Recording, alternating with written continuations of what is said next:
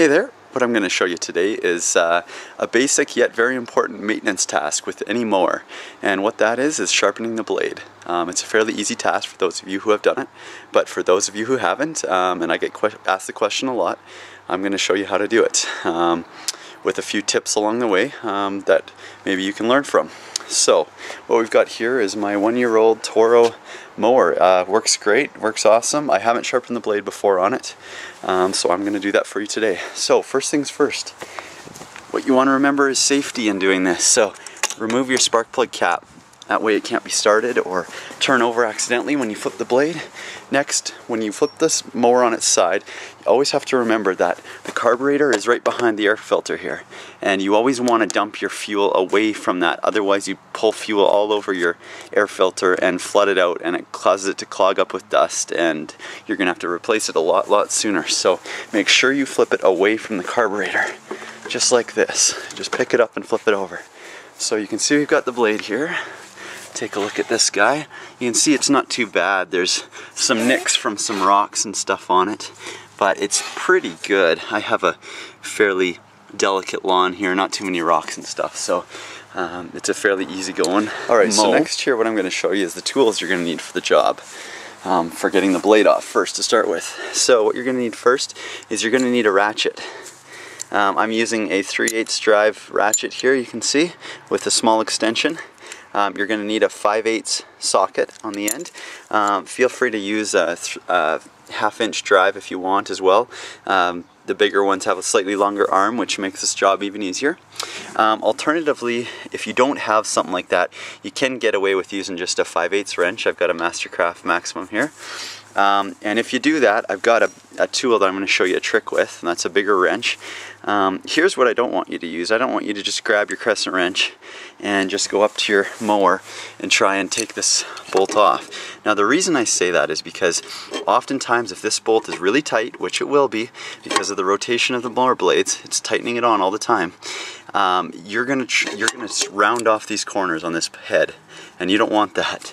So don't go out and just grab this. If you're in a pinch and you have to use it, then well, go ahead and use it. Just make sure you've got those on real tight before you do that. And what I've got here is a Knuckle Saver. Just grab a piece of 2x4 or any piece of wood that'll jam in there. And so what you want to do is you just want to jam it into the slot there. On this mower, I'll just jam it in where the chute is. And this is a little hard to do one-handed here for the video, but you just want to rotate the blade right onto the piece of wood. And what this does is when you're loosening it off, it won't jam and slip on you. So that's the biggest thing, is safety around this, because these are sharp even though they're not sharpened, and when you're putting it back on, same thing. So anyways, that's what I do just to stop the blade. Alright, so next what you want to do is grab your 5/8 socket driver and make sure it's the right size for your bolt. And what I do here is I've got the piece of wood that's going to hold the blade, but I usually also just put my foot here just in case. It won't go through the sole of my big shoe here, but just be careful with this. Do this at your own risk, and just make sure this is turned the right way. And just give it a good crank. And you can see it came off pretty easy on this blade. Now I have done a lot of mowers that are very tight, and it's not going to be that easy. So I'm just going to quickly put this back on and show you an alternate method. Put the piece of wood back in there. So what you can do here is, if you have your 5/8 wrench, same thing, just going to tug on it. But if it's too tight, which it probably will be, I've got a little trick I learned here on the farm. And what you do is put your hex head on, and what you do here is, if I can keep my arm out of the way, is you basically want to pry with the wrench side here, the open side, with the hex end. So what you do is you just slide it on, and it makes a really long strong arm here, and that's exactly what you want, more leverage, right? So again, same thing, put your foot there for safety and give it a good tug. And if you do something like that, I'm using a 1-inch wrench here for those of you wondering, but anything that'll socket over the end of the open end there will work fine. But for those of you wanting to do that, go ahead and do that. Works well. And then you can just remove all this now and just take it off, and it's easy as that. Now some of these blade setups are a little bit differently. Some of the older mowers actually have bolts here just to keep the blade from moving, but this one is a grooved setup right in the blade, so just pop the blade off and leave the guard there, and we're gonna go sharpen this guy. Alright, so next up is sharpening the blade. I apologize for the messy workbench here. I've been building giant scale RC planes all winter and I haven't had time to clean up. So sorry about the mess, but I've got a small steel vise here that I'm using. Throw your blade into the vise. Again, be very careful with these blades. After they're sharpened, they're real sharp, so it's up to you to do all this at your own risk. So what you want to do is throw your blade in the vise. What you're going to need is a bench grinder. I've got just a Black & Decker here. It doesn't matter the size you use. I'm going to change the blade for you just to show you how you do that. But what you need for doing this job is a metal grinding disc. You can see it says there in the blue. And it doesn't matter the size, whatever fits your grinder. This is a 4.5 inch. You'll notice the thickness of it. So it's designed for grinding metal. Same thing with this one, it's the same thing, just it came in this pack. You can buy these multi-packs of discs here, so the point of this is what I want to show you is what not to use. And what not to use is one of these cutoff wheels.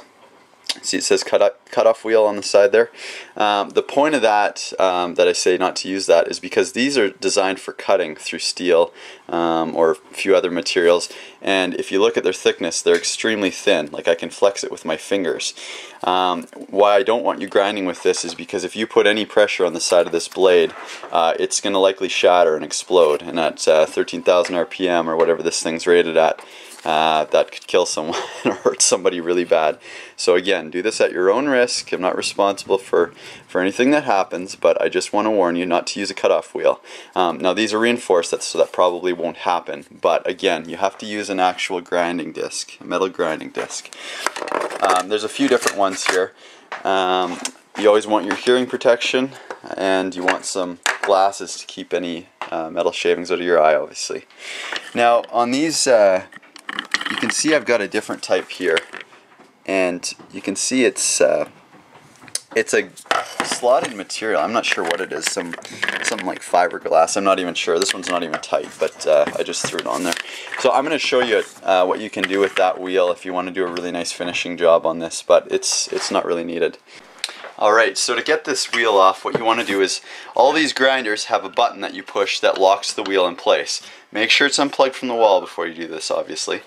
But what you want to do is you want to push this button. They're located on different places on different brands of grinders, but they should all have a button.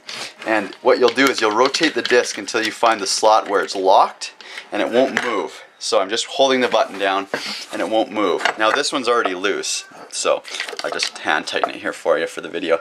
But you take your wrench with the two little dowels that are on it, metal dowels, and it's specialized to fit your nut on your grinder, and you just twist it off like that just to loosen it and take it off, drop the wheel off.